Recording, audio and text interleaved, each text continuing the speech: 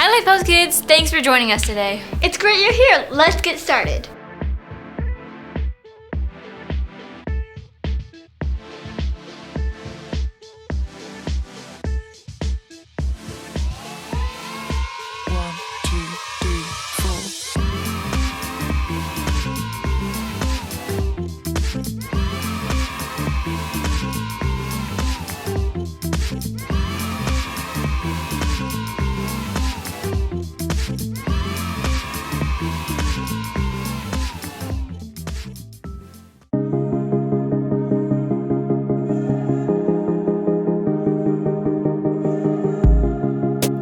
This month at LifeHouse Kids, we're talking about love.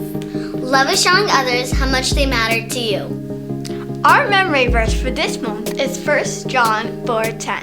It reminds us about the biggest way that God showed us love. Read it with us. Here is what love is. It is not that we loved God, it is that He loved us and sent His Son to give His life to pay for our sins. 1 John 4:10. Awesome! Let's get ready to watch our Bible story this week.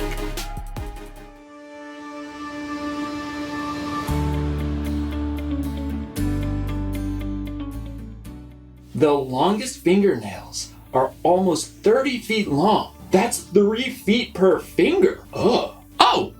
Hey everybody! It's me, Jacob, just catching up on a little reading. I love to read. Sometimes it's just really nice to turn off all the screens and open up a good book. There are all kinds of books out there for all kinds of people. Like Westerns. This town ain't big enough for the both of us, partner. Or fantasies. You shall not pass! Also,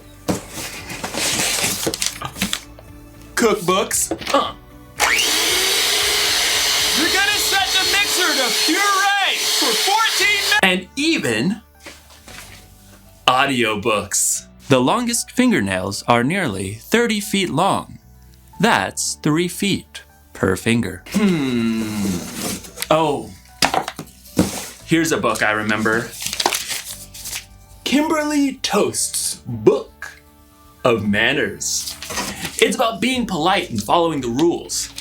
It tells you things like which fork is a salad fork, or how you're not supposed to have your elbows on the dining room table. You know, saying things like please and thank you. There's so many rules. It's like there's a rule for everything. So many books are about so many different things. And there are millions of books on what we're gonna talk about today. Love. Love is showing others how much they matter to you. Today's story is about love, and it's about rules. Really, it's about the most important rule ever, and how the people who saw only a book of rules were missing out on a way more epic love story. Did you know it's impolite to burp in front of strangers? I've been doing it all wrong. I'll see you soon.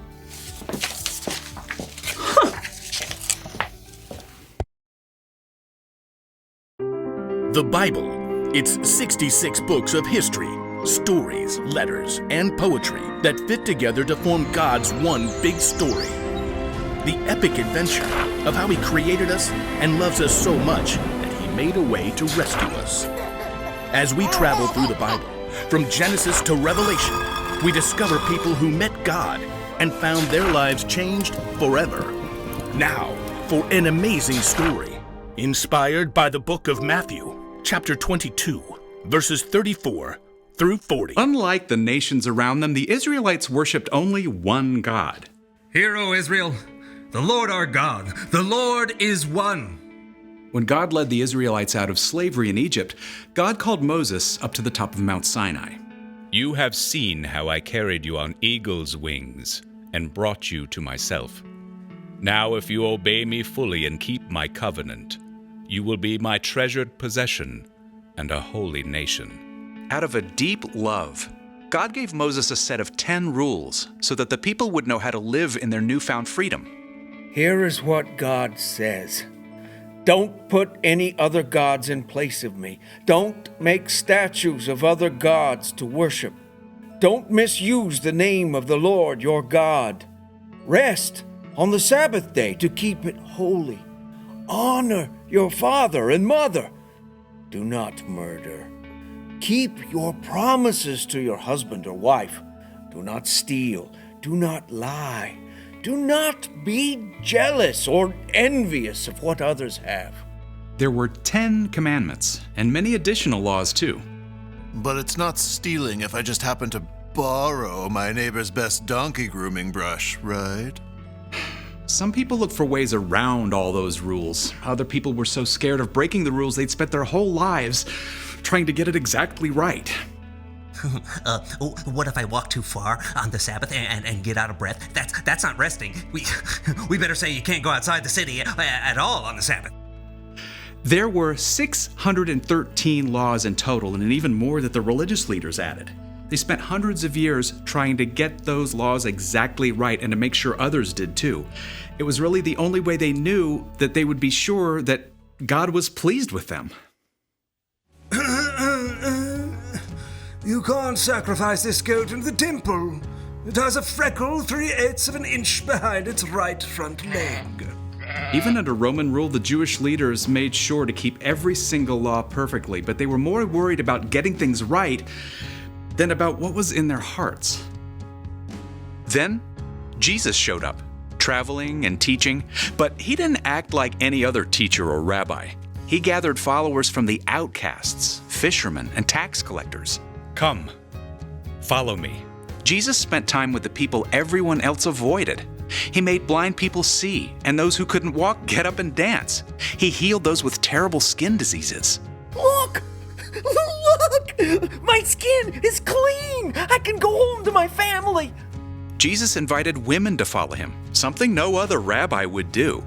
He welcomed little children and blessed them, even though most people saw kids as a nuisance. The kingdom of heaven belongs to people like them.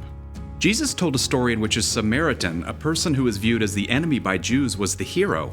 And when Jesus was giving out a list of people blessed by God, it certainly did include perfect rule followers. Blessed are those who are humble. They will be given the earth. Yep, Jesus was turning things upside down, and the religious leaders did not like it one bit, so they started looking for ways to trap him. One day they saw Jesus approaching a man with a twisted hand. Jesus, does the law allow us to heal on the Sabbath day? They wanted to catch Jesus breaking the law by healing the man, but instead, Jesus said, What if one of your sheep falls into a pit on the Sabbath day? Won't you lift it out? A person is worth more than sheep. So the law allows us to do good on the Sabbath day. Then, Jesus healed the man's hand. Preposterous. During Passover week, the whole city was stirred up to see what Jesus would do, and the religious leaders were desperate to silence him. Several of the leaders, called Pharisees, came to Jesus. One of them was an expert in all 613 laws, and he was sure he could turn the crowd against Jesus. Teacher! The law expert waited until there was a silence so that everyone would hear. Which is the most important commandment in the law? The law expert told himself gleefully. Jesus will have to pick just one law, and then I can point out all the other laws he's ignoring, and everyone will get upset. But Jesus said simply, Love the Lord your God with all your heart and with all your soul. Love him with all your mind. This is the first and most important commandment.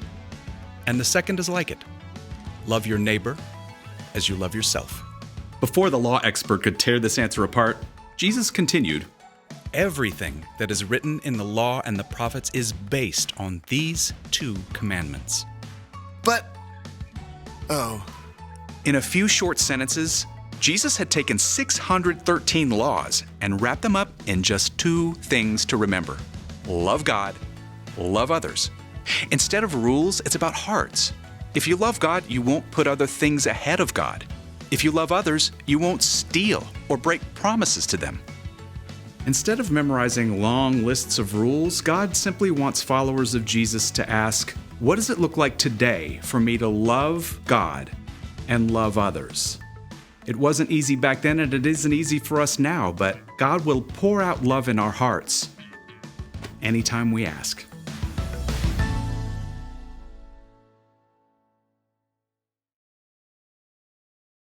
There are a lot of rules in life, and some people see this, the Bible, as a book of rules. And it's true, the Bible does include God's rules for our lives, but it's way more than that. It's a collection of stories. But a Samaritan came to the place where the man was. When he saw the man, he felt sorry for him. Letters. I, Paul, am writing this letter. Silas and Timothy joined me in writing. We are sending this letter to you, the members of the church in Thessalonica, anyway, the church in that place, poems and songs. The Lord is my shepherd. And a whole lot of history. The Bible was written by a bunch of different writers over hundreds of years. And yet somehow, miraculously, it tells the same epic love story. It's about God's amazing love for people throughout history, ending with God's amazing love for you and me. And Jesus boils all of God's rules for our lives down to this: love the Lord your God and love your neighbor. Love God and love others. And I think you could even say it like this: love God by loving others. Show you love God by loving the people God has created. So when you're kind to someone in need, you're loving God.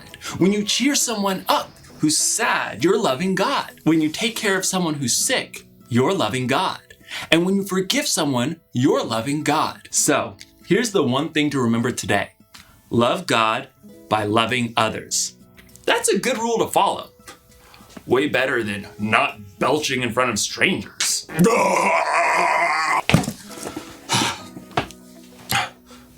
What?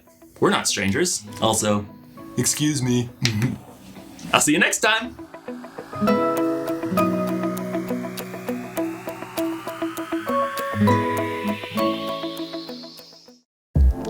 Thanks for joining us. If you're watching at home, thanks for tuning in. If you're at one of our campuses, Bakersfield, Coachella Valley, Delano or Roscoe, get ready because your small group leader has lots more planned for you. See you next time. Bye.